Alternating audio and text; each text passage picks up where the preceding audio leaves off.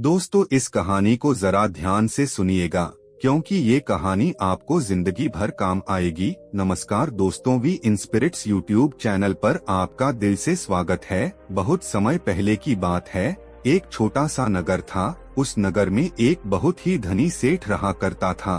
उस धनवान सेठ के पास कहने को सब कुछ था, किसी चीज की कोई कमी नहीं थी।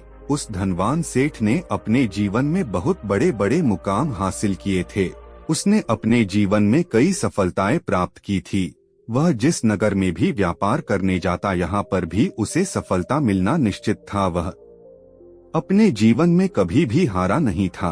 उसका व्यापार भी खूब जोरों शोरों से चल रहा था। उसके पिताजी ने उसे ऐसी 4 बातें बता रखी थी जिसका वह नियमित पालन किया करता था और उन्हीं बातों का अनुसरण किया करता था, और उन्हीं बातों की वजह से उसका जीवन बड़ा ही सुखमय था।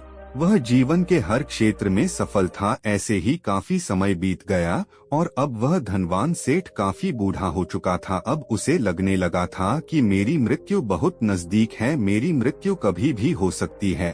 और वह जानता था कि उसका बेटा बहुत भोला है, बहुत नादान है, उसे अभी दुनियादारी की समझ नहीं है। इसलिए उसने अपने बेटे को अपने पास बुलाया और अपने बेटे से कहा, बेटा, मैंने अपने पिताजी से 4 बातें सीखी थी और उन्हीं बातों को मैंने अपने जीवन में उतारा। उन्हीं के अनुसरण की वजह से आज मैं अपने जीवन में इतना सफल हूँ, अपना जीवन सुखमय पूर्वक बिता रहा हूँ। उन्हीं बातों की वजह से आज मैं इतना सुखी हूँ, संतुष्ट हूँ और इतना धनवान हूँ। ना ही कभी मुझे कोई बीमारी हुई और ना ही मुझे कभी कोई धन की कमी हुई। और तुम देख ही पा रहे हो कि मैं इस नगर का सर्वश्रेष्ठ धनवान हूँ।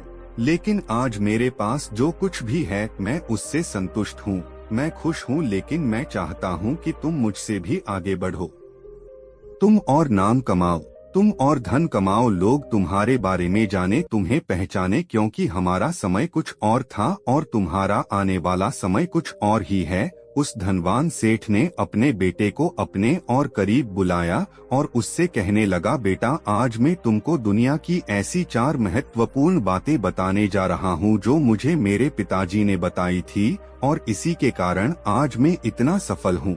यदि तुमने इन सभी बातों को अपने जीवन में उतार लिया, इनका नियमित तौर पर पालन किया, इनका अनुसरण किया, तो तुम भी अपने जीवन में बहुत धनवान बन जाओगे, अपने जीवन को बहुत सुखमय तौर पर बिताओगे। इन बातों के अनुसरण से ना तो तुम्हारे घर परिवार में कोई दुख आएगा और ना ही तुम्हारे व्यापार में कभी कोई परेशानी उत्पन्न होगी। इतना कहकर धनवान सेठ अपने बेटे को 4 बातें बताना शुरू करता है। वह कहता है, बेटा, सबसे पहली बात है काम पर छाव में जाना और छाव में आना। दूसरी बात, अपने घर के चारों तरफ चमड़े की बाड़ रखना। तीसरी बात, हमेशा खाने को मीठा करके खाना। और चौथी बात, अपनी पत्नी को हमेशा बांध कर रखना। इतना कहकर वह धनवान सेठ अब निश्चित हो चुका था। वह यह जानता था कि उसका बेटा बहुत भोला है, यह अपने पिता की बात अवश्य मानेगा और इन सभी 4 बातों को अपने जीवन में उतारेगा और इनका अनुसरण भी करेगा।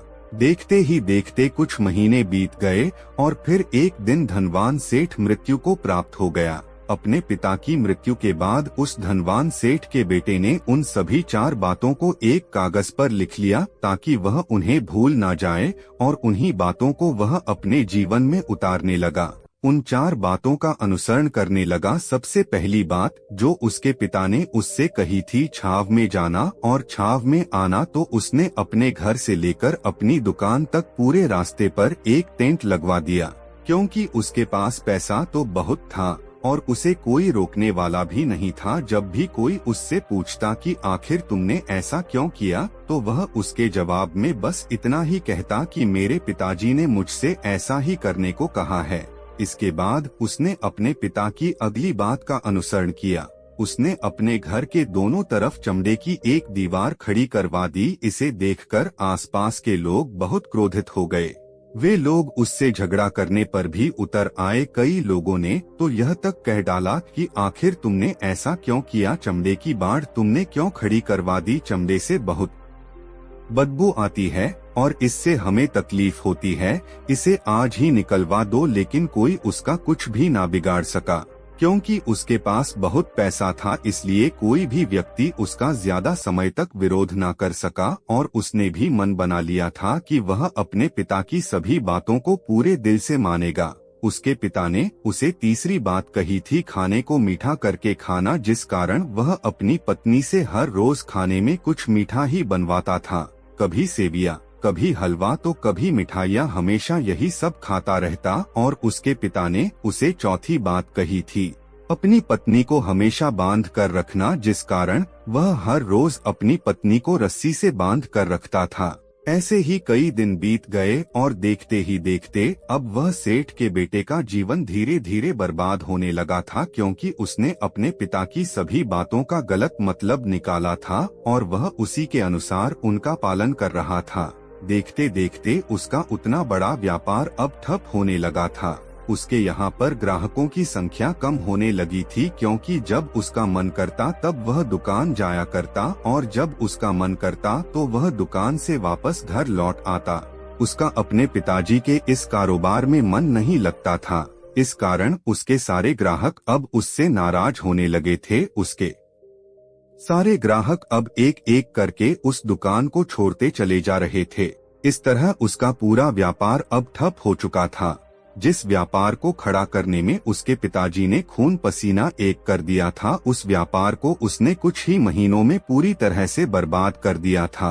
अब उसका धंधा बहुत कम हो चुका था, जिस कारण वह बहुत परेशान रहता था, वह बहुत चिंतित रहता था और इसके साथ ही उसने अपने घर के चारों तरफ चमड़े की दीवार खड़ी करवाई थी। उस कारण आसपास पर बहुत गंदी बदबू फैल चुकी थी, इसलिए जो भी उसके आसपास रहते थे उन सभी ने वह घर छोड़कर कहीं और पर अपना बसेरा बसा लिया। चमड़े की बदबू के कारण अब उसके घर में भी कोई नहीं आता था, यहाँ तक कि उसके मित्र और रिश्तेदार भी उस घर में आने से कतराते थे। लेकिन अब भी उसे समझ नहीं आ रहा था कि आखिर यह सब हो क्यों रहा है। वह बहुत परेशान रहने लगा था और वह हमेशा मीठा भोजन किया करता था, जिस कारण उसका वजन बहुत ज्यादा बढ़ चुका था और इस मोटापे के कारण उसके शरीर में ना जाने कितनी सारी बीमारियों ने अपना घर बना लिया था। आए दिन उसके घर पर वेद आने लगे थे। इन्हीं कारणों से अब उसका पैसा भी इन चीजों में बर्बाद होने लगा था और अपने पिता की चौथी बात उसने मानी थी, वह थी अपनी पत्नी को बांध कर रखता, जिसकी वजह से उसकी पत्नी उससे नाराज हो गई और वह घर छोड़कर अपने मायके लौट गई। उसने अपनी पत्नी को मनाने की कोशिश की, तरह तरह के उपाय किए, लेकिन उसकी पत्नी नहीं मानी। और वैसे भी कोई भी स्त्री ऐसे मर्द के साथ क्यों रहना चाहेगी जो उसे बेवजह ही बेबात पर बांध कर रखता हो। देखते देखते अब वह सेठ के बेटे का पूरा जीवन बर्बाद हो चुका था। ना तो अब उसके पास व्यापार बचा था, ना ही धन, ना ही उसकी पत्नी और ना ही वह रिश्तेदार जो पैसों के लिए उसके आसपास घूमा करते थे। और अब उसका स्वास्थ्य भी ठीक नहीं रहता था, जिस कारण वह बहुत चिंतित रहने लगा था, बहुत परेशान रहने लगा था। उसे यह सब समझ ही नहीं आ रहा था क्या हो रहा है और क्यों हो रहा है। इन सभी बातों को लेकर तो बहुत परेशान न रहता और वह मन ही मन अपने पिताजी को कोसा करता और कहता, पिताजी आपने तो मेरा पूरा जीवन बर्बाद कर दिया। आपकी उन 4 बातों के कारण आज मुझसे मेरा सब कुछ छिन चुका है। ना तो मेरे पास व्यापार रहा, ना ही धन दौलत, ना ही यह रिश्तेदार, ना ही मेरी पत्नी और यहाँ तक कि मेरे स्वास्थ्य ने भी मेरा साथ छोड़ दिया है। आप ही के कारण आज मेरा पूरा जीवन बर्बाद हो चुका है। यदि मैंने आपकी यह 4 बातें ना मानी होती, यदि मैंने उन्हें अपने जीवन में ना उतारा होता, तो आज मैं एक सुखमय जीवन जी रहा होता। आपकी इन 4 बातों पर चलकर मुझे क्या मिला? मैंने एक आज्ञाकारी बेटे की तरह आपकी सारी बातें भली भांति मानी, उन पर यकीन किया, उनका अनुसरण किया। लेकिन मैं ही मूर्ख था जो मैंने आपकी उन बातों पर आंख बंद करके यकीन कर लिया। इतना कहकर वह फूट फूट कर रोने लगा। तभी उसे एक दिन पता चला कि उसके पास के नगर में एक साधु आए हुए हैं और वह साधु सभी की समस्याओं का हल बताते हैं।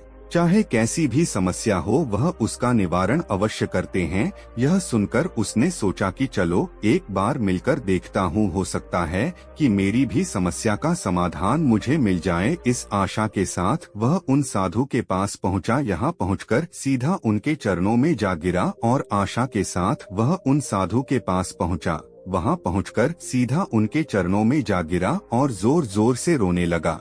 वह कहने लगा है, गुरुवर अब आप ही मुझे बचा सकते हैं। मेरे पिताजी ने तो मेरा पूरा जीवन बर्बाद करके रख दिया। आज मेरी जो भी स्थिति है वह सब मेरे पिताजी के कारण ही है।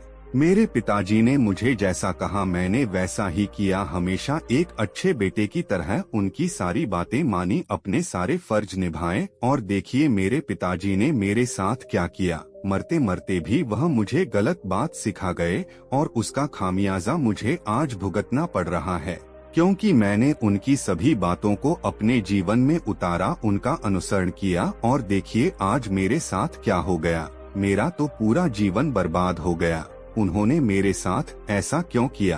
क्या मैंने उनके साथ कुछ गलत किया था? इतना कहकर वह उन साधु के सामने और भी जोर जोर से रोने लगा। तभी यह साधु महाराज उस सेठ के बेटे से कहते हैं, बेटा चुप हो जाओ, पहले मुझे अपनी सारी बात तो बताओ, आखिर तुम्हारे साथ क्या हुआ है? तुम इस तरह से क्यों रो रहे हो? तुम्हारी इस परेशानी का क्या कारण है? उन साधु के इतना कहने पर उस सेठ के बेटे ने पर्ची उन साधु के हाथ में रख दी, जो उसने अपने पिता की मृत्यु के बाद लिख रखी थी, जिसमें उसने अपने पिता की चारों बातें लिखी थी। उन साधु ने पर्ची ली और उसे पढ़ने लगे और उन्होंने जैसे ही यह पढ़ा तो यह जोर जोर से हंसने लगे और वह उस सेठ के बेटे से कहते हैं, तुम कितने बड़े मूर्ख हो। तुम्हारे पिता ने तो तुम्हें दुनिया का सारा ज्ञान दे दिया, लेकिन तुम उसे समझ नहीं पाए।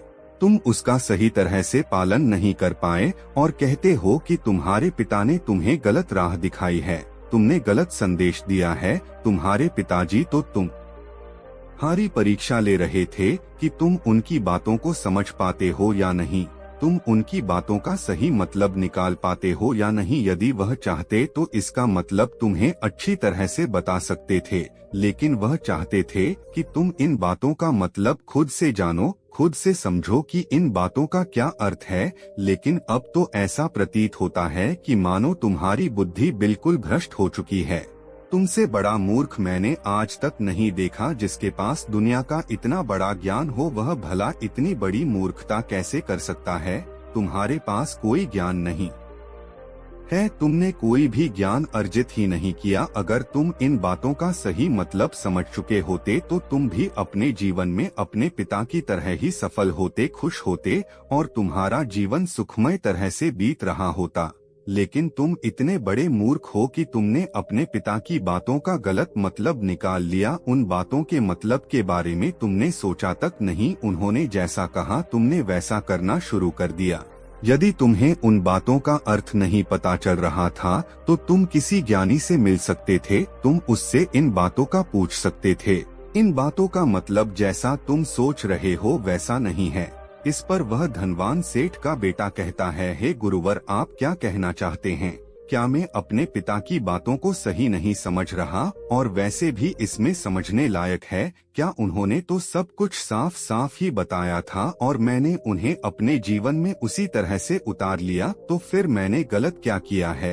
इस पर गुरुवर एक बार फिर मुस्कुराने लगे और उस सेठ के बेटे से कहते हैं, बेटा यह जो बातें लिखी गई हैं, इन बातों के पीछे एक गहरा अर्थ है जिसे तुम समझ नहीं पाए। इसी कारण वश तुमने यह मूर्खता कर दी और इसी कारण वश तुमने अपना पूरा जीवन बर्बाद कर लिया।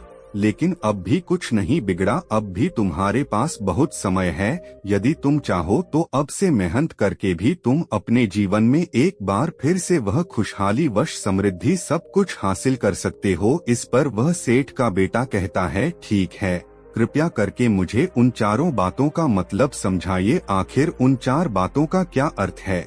इस पर साधु सेठ के बेटे को कहते हैं, तुम्हारे पिताजी ने तुमसे कहा था काम पर छाव में जाना और छाव में आना। इसका मतलब यह है सूर्य निकलने से पहले ही तुम दुकान पर पहुंच जाना और सूर्यास्त होने के बाद ही तुम वापस घर आना। जिससे तुम्हें दुकान पर अधिक से अधिक समय मिल पाएगा। तुम उस काम को अच्छी तरह समझ पाओगे, उस काम को अच्छी तरह से कर पाओगे, उस काम को बढ़ाने में तुम अपना दिमाग लगा पाओगे और तुम अपने काम में तरक्की कर पाओगे। लेकिन तुमने तो इसका गलत ही मतलब निकाल लिया।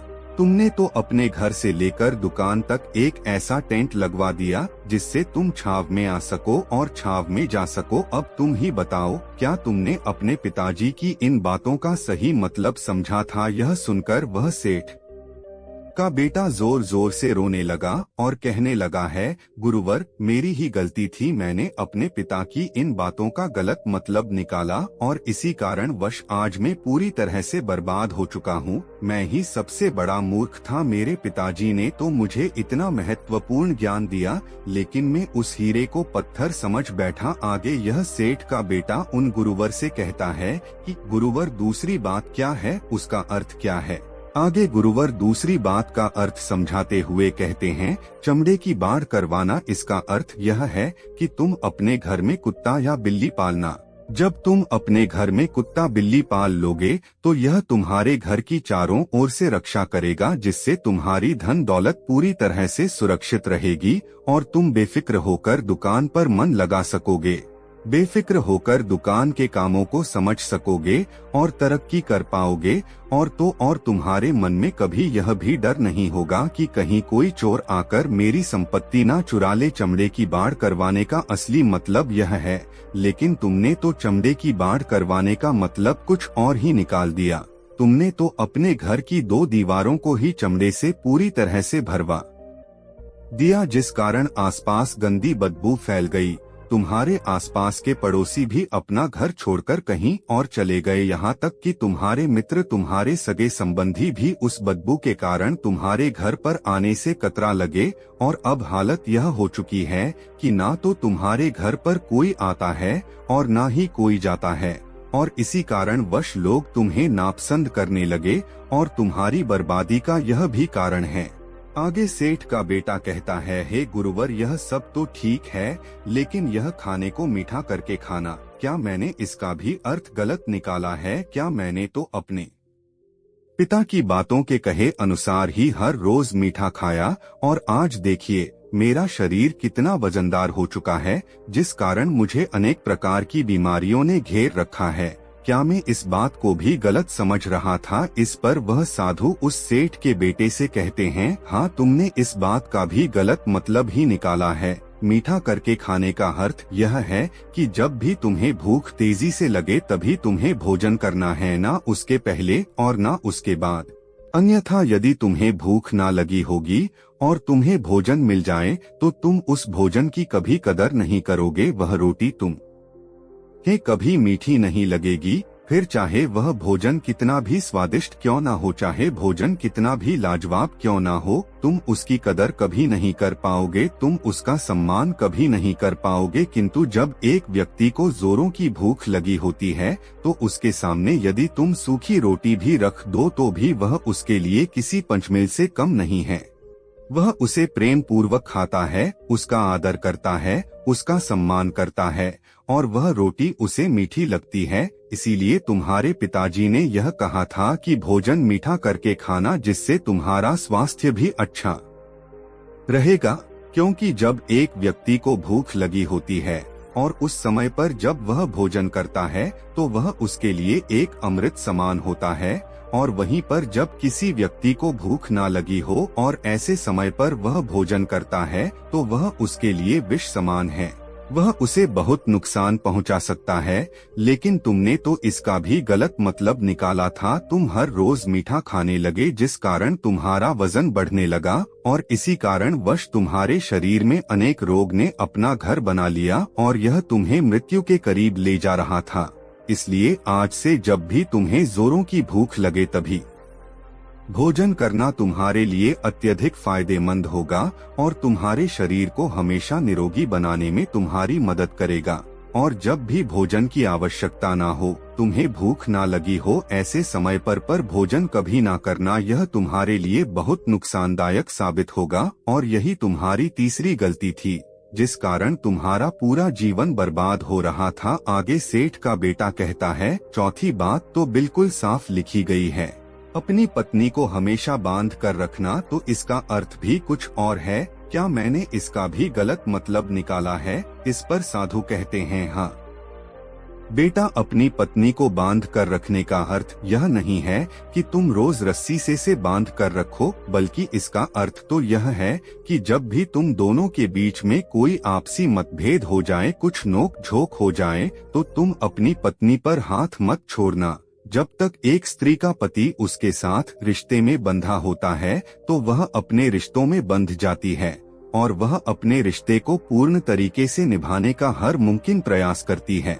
और ऐसे समय पर यदि तुम्हारे बीच कुछ नोक झोंक हो जाए, कुछ गलतियां हो जाएं, और ऐसे समय पर तुम उस स्त्री का हाथ नहीं छोड़ते, तो वह तुम्हें छोड़कर कभी नहीं जाएगी। लेकिन इसका अर्थ यह भी नहीं है कि तुम अपनी पत्नी पर अत्याचार करो, बल्कि तुम्हारे पिताजी यहाँ पर कहना चाहते थे कि जो भी कोई व्यक्ति तुम्हारे साथ किसी रिश्ते में जुड़ा हुआ है, उसे अपने रिश्ते में इस तरीके से बांध लो कि वह तुम्हारे साथ झगड़े और नोक झोंक के बाद भी नुकसान न पहुंचा सके, वह तुम्हारे साथ कुछ गलत ना कर सके और तुम्हारा फायदा ना उठा सके।